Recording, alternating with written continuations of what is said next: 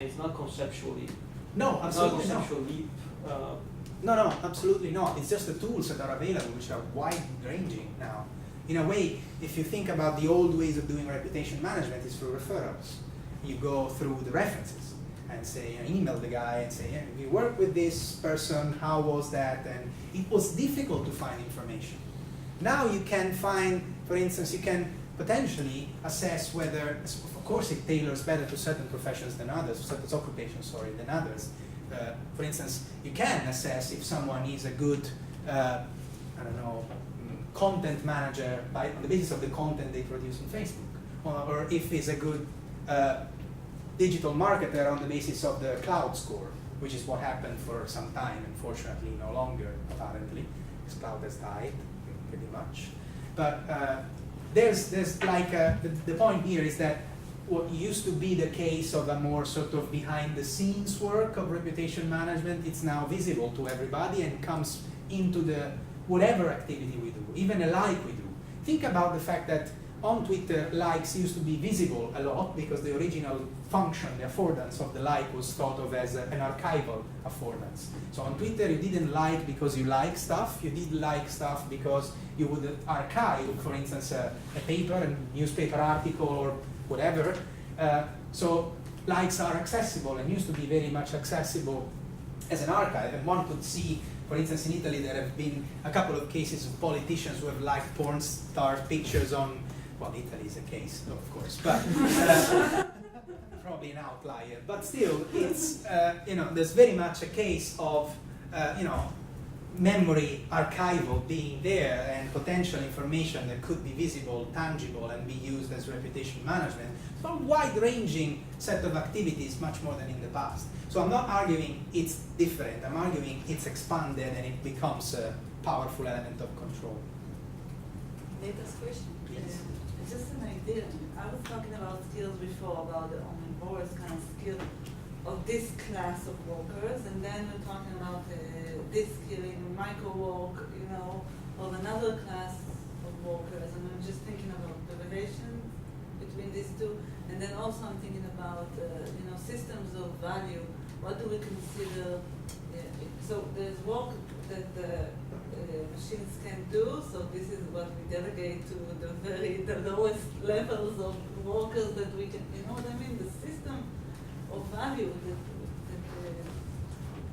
divide work now are very strange in my opinion. Well, I mean, what I sort of, I'll escape the question of value because we have less than 6 hours to answer that. But the main point I take here is that, a bit like echoing what Antonio was saying this morning, algorithmic elaborations are doing the job for us in that sense.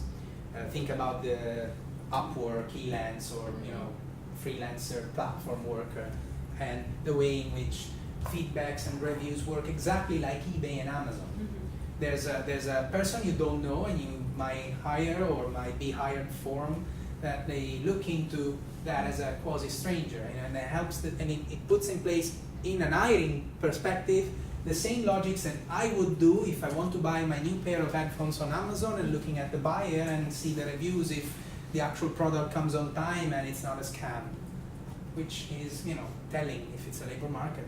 I mean, it's slightly scary also. Yes. That is a remarking question about skill subject.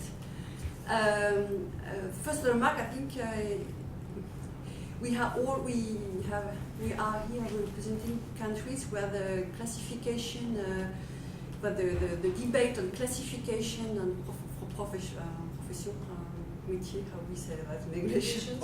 Occupation classification has occupied many people in Eurostat for many years. So, and I think this is also a subject of what we call occupations. And my question remark is if I talk with the French words, naming qualifications and competencies, There is the qualification is related also to a specific way to recognize the qualifications, either in my firm or in an activity, in a branch, and so on. And in one way, are not we observing the blurring of the frontiers? Because the recognition of the qualification, which is a way to recognize the competencies, is in some way mixed, and the frontiers are blurry.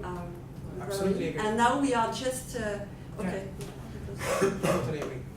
Okay. Absolutely, it's a case of blurred boundaries for sure. And of course, I mean, it is again, as I've written this, it's been difficult to try and sort of this, and I expected in a way that the skill question came, and like also because there's a I don't know if you're familiar with the whole like digging up of the labor process literature. They've debated skills and the skilling and the skilling thesis for ages, and they didn't come to a point yet. So I'm certainly not coming to a point right now, but I think you're right. There's something going on, which is perhaps the sort of bottom line of my point here, and possibly we should think about it in terms of blurring. Yeah. Absolutely. And the only skill, you said the only skill is building up reputation, and we should add also the skill of talking to machines, of coding is becoming like the skill, the only skill. If data analysis is only done by computers, so this is the only skill. And this is problematic because for the sort of brief but still significant reading we can do of the digital economy or digital capitalism, we can also at least say that it goes by booms and bubbles. We know that there has been booms in the early 2000s and then bubbles and crashes, or booms and crashes, call it what you like. So we know that there's frenzy around certain things, and people kind of rush like the race to gold, running to gold. I think it makes sense for us too. I mean, I'm not sure if that makes sense in English, but the idea is that, oh, this thing comes popular and we are going to do it in a sort of Silicon Valley way.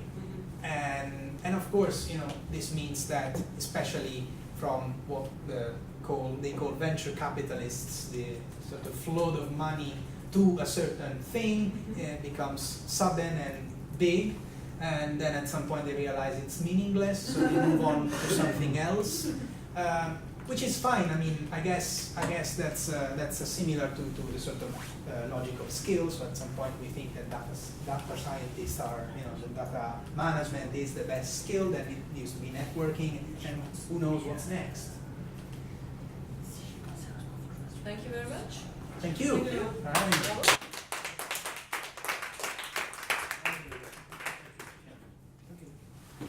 Well, thanks to everybody for a full day of speech. I think, at least on my side, what I expected just happened. So a rich day of discussions from different angles, and people not talking past each other despite the differences.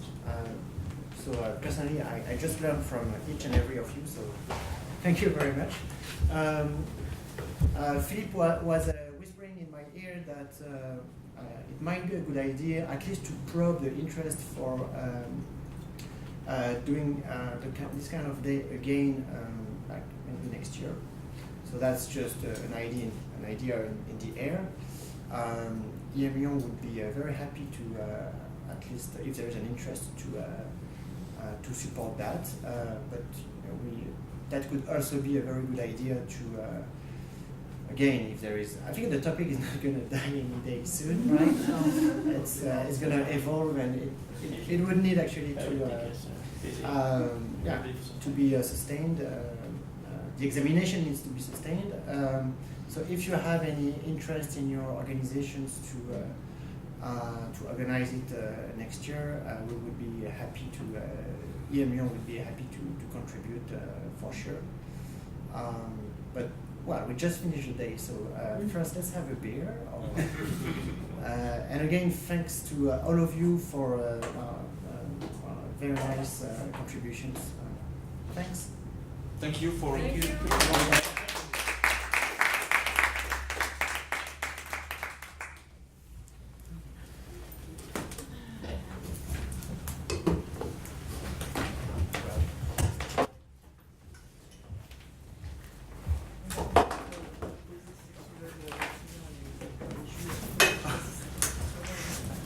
If you are Feel thirsty, free to, yes, feel free to take Where's- some yeah, refreshments again, and again, and again, and again.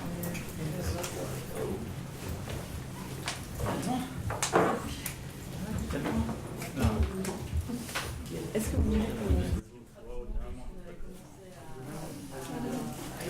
there's a phone here. But I'm sure it's in the back.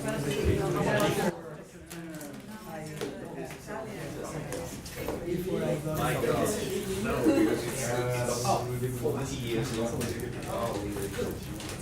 Ah bah oui, je pense que c'est bon, hein. Ah bah oui, ça c'est un peu linéaire. Vous voulez voter? Vous voulez cliquer? Ouais. Ok. Ici dans la salle, il y a 3 secondes.